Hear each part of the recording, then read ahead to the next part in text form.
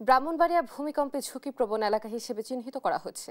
শহরে নিয়ম না মেনে অসংখ্য বহুতল ভবন নির্মাণ করা হচ্ছে। এ নিয়ে আরো জানাতে যুক্ত হচ্ছেন সহকর্মী মেহেদী নূর পরশ।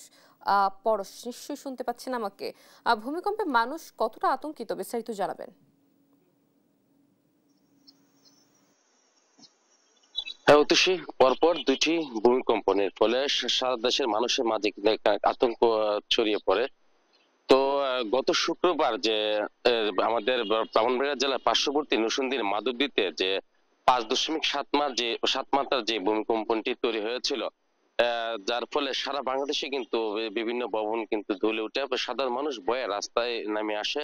আর এই ভূমিকম্পনের ফলে প্রায় 10 জনের মতো কিন্তু প্রাণহানির ঘটনার পাশাপাশি অসংখ্য মানুষ কিন্তু আহত হয়েছে। তো পরবর্তীতে ভূমিকম্পনের যে ঝুঁকির তালিকায় আমাদের ব্রাহ্মণবাড়িয়া জেলাও কিন্তু রয়েছে। আপনাকে যদি আমি একটি গুরুত্বপূর্ণ তথ্য দিয়ে রাখি, আমাদের এই ব্রাহ্মণবাড়িয়া জেলার মাটির নিচে কিন্তু বিশাল গ্যাস ক্ষেত্র রয়েছে। মাটির ভূগর্ভে যে গ্যাসের উপস্থিতি কিন্তু তুলনামূলক অনেকটা ঝুঁকিপূর্ণ মনে করছে সাধারণ মানুষ। এছাড়া যে জেলা শহরে কিন্তু অসংখ্য বহুতল বিল্ডিং রয়েছে। এইসব বিল্ডিং এ কিন্তু অনেকটাই কিন্তু বিল্ডিং এর যে বিল্ডিং কোড আইন কিন্তু মানা হচ্ছে না। তো যে পৌর কর্তৃপক্ষ আমাকে জানিয়েছে যে যে পুরো শহরে যে ভবন নির্মাণের ক্ষেত্রে 6 তলা থেকে 10 তলার যে অনুমোদন দেওয়া হয়, তার এই অনুমোদনের বাইরে কিন্তু অনেক ভবন কিন্তু তৈরি হয়েছে। তাদের নিয়ম নীতি এবং আইন অমান্য করে কিন্তু এসব ভবন তৈরি করা হচ্ছে। ফলে কিন্তু অনেকটাই কিন্তু পরবর্তীতে যদি ভূমিকম্পন তৈরি হয়, তাহলে একটা কিন্তু বড় ধরনের একটি ঝুঁকিতে রয়েছে ব্রাহ্মণবাড়িয়া জেলা। তো সকাল থেকে আমি যে জেলা শহরের যে বিভিন্ন পয়েন্টে আমি ঘুরেছি, যে বিভিন্ন রাস্তার অলিগলিতে ঘুরে যেমনটা দেখেছি যে যারা প্রায় অনেক বহুতল ভবন রয়েছে, প্রায় 10 তলা, 11 তলা, 12 তলার মতো কিন্তু ভবন রয়েছে। এইসব ভবন কিন্তু সাধারণ লোকজন বলছে যে অনেকটা ঝুঁকিপূর্ণের মধ্যে রয়েছে।